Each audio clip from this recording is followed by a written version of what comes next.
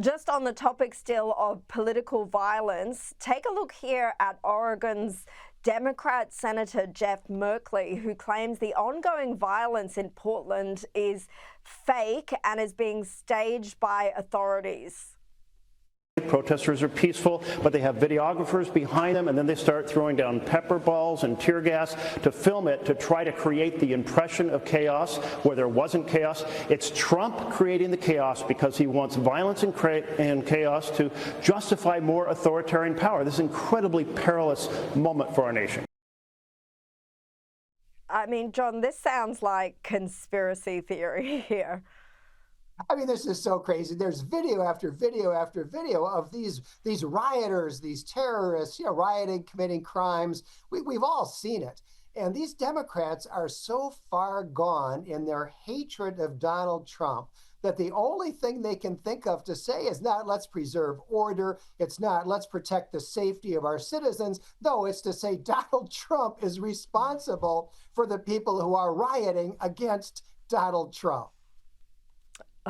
Look, to end on a bit of a lighter note, it's hard to argue President Trump isn't the funniest president we've ever seen. Let's take a look here as he jokes with Canadian Prime Minister Mark Carney in the Oval Office.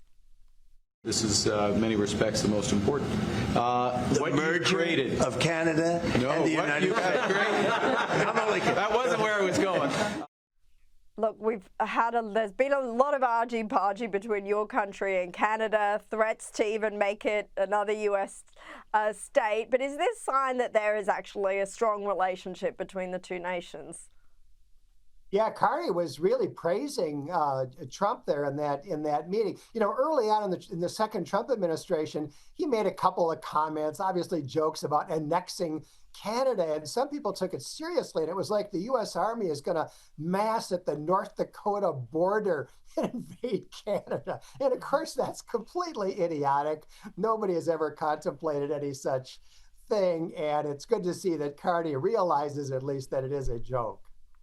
Yeah, he's known for making plenty of them. Listen, before I let you go, I do want to bring up a great piece you wrote this week about the lies that Kamala Harris keeps spreading about how close last year's election was. Here she is again this week.